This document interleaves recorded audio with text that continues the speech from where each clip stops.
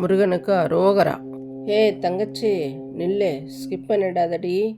என்னடி கடன் கடன்னு அழுதுகிட்டு இருக்க? ராத்திரி தூக்கம் வரலையா? புருஷன் பிள்ளைங்க மூஞ்ச பார்க்க பாவமாக இருக்கா? இங்கே பாருடி, அக்கா உனக்கு ஒரு வழி சொல்கிறேன். இதை கேட்டால் போதும், 9 வாரத்தில் உன் வீட்டு கஷ்டமெல்லாம் பறந்து போயிடும். சும்மா இல்லடி, நம்ம முருகன் சூரனை வீழ்த்தின அதே செவ்வாய் சக்தி, அதே வேல் இப்போ உன் கடனையும் வீழ்த்த போகுது. நம்புறியாடி? 8 நிமிஷம் எனக்கு கொடு, அக்கா சொல்கிறேன் கேளு. வெற்றிவேல் முருகனுக்கு அரோகரா. வா உள்ளே போகலாம்.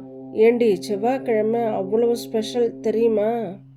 ஒரு காலத்தில் சூரபத்மன்னு ஒருத்தன் இருந்தாண்டி, செம்ம வில்லன். யாராலையும் அவனை ஒன்றும் பண்ண முடியல.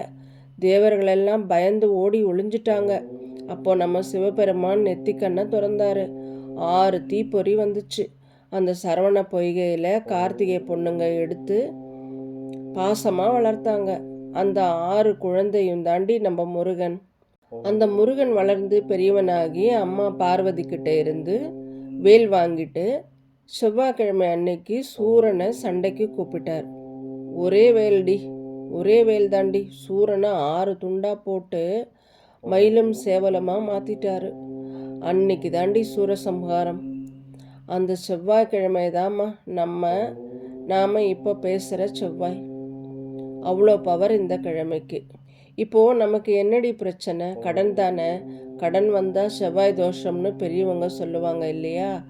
செவ்வாய் வீக்னஸாக இருந்தால் என்ன ஆகும் தெரியுமாடி? காசு கையில் தங்காது. வீட்டில் ஒரே சண்டை, வம்பு வழக்குன்னு வந்துட்டே இருக்கும்.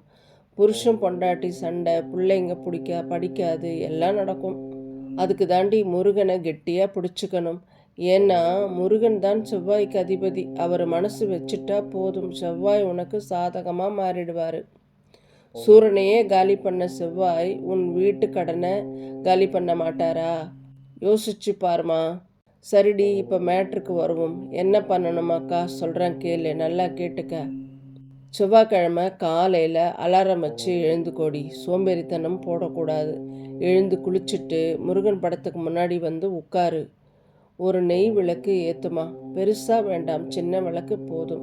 ஏற்றிட்டு கண்ணை மூடி ஓம் சரவண பவன்னு 108 தடவை சொல்லு. என்ன முடியலன்னா பரவாயில்லடி, ஒரு ஸ்படிக மாலை வாங்கிக்கோ. அதில் 108 மணி இருக்கும். ஒரு சுற்றினா போதும். அன்னைக்கு ஃபுல்லாக விரதம்டி. வாயை கட்டணும். உப்பு, புளி, காரம், எண்ணெய் எதுவும் தொடக்கூடாது.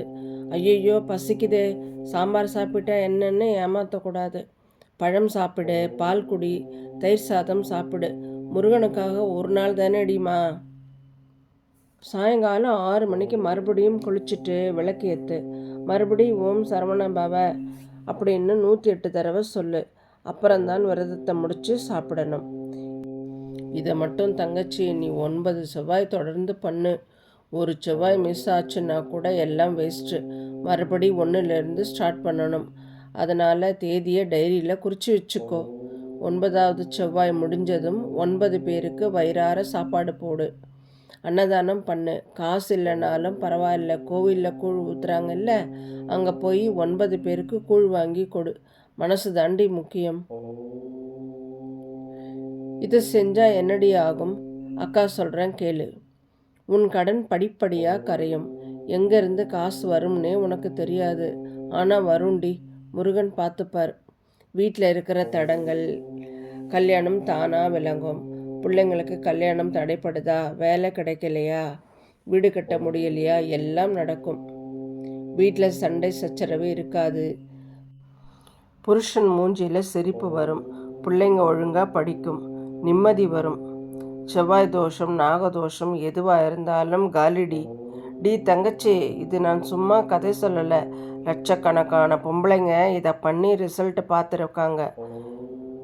யூடியூப் கமெண்ட்டில் போய் படித்து பாருடி. அக்கா நான் பண்ணேன், 2 லட்சம் கடன் அடைச்சேன்னு 1000 பேர் சொல்லியிருப்பாங்க. அவங்களுக்கு மட்டும் நடக்கும், உனக்கு நடக்காதாடி? முருகன் ஓரவஞ்சனை பார்க்குறவரா என்ன? நீயும் அவர் புள்ள தாண்டிமா. அவ்வளோ தாண்டி செல்லம். அக்கா சொல்ல வேண்டியதை சொல்லிட்டேன். இனி உன் கையில் தான் இருக்குது. வெறும் 9 வாரம் தாண்டி. உன் பிள்ளைங்க மூஞ்சில் சிரிப்பை பார்க்க போகிற. 9 வாரம் உன் வீட்டு கஷ்டம் தீரப்போகிற 9 வாரம் இதை கூட பண்ண மாட்டியாடி? முருகனுக்காக பண்ண மாட்டியாமா? இன்றைக்கே முடிவு பண்ணு. நாளைக்கு செவ்வாய் இருந்தால் நாளைக்கே ஸ்டார்ட் பண்ணு, இல்லைன்னா அடுத்த செவ்வாய் ஸ்டார்ட் பண்ணுடி. 9 வாரம் கழித்து நீ எப்படி இருக்கேன்னு இதே வீடியோவுக்கு வந்து கமெண்ட் பண்ணுடி. அக்கா நான் ஜெயிச்சிட்டேன், என் கடன் அடைஞ்சிருச்சுன்னு ஒரு வார்த்தை சொல்லு. அக்கா உனக்காக வேண்டிக்கிறேன், வெயிட் பண்ணுறேன். இந்த வீடியோவை உன் தோழிங்களுக்கு, சொந்தக்காரங்களுக்கு, பக்கத்து வீட்டு அக்காவுக்கு அனுப்பிவிடு.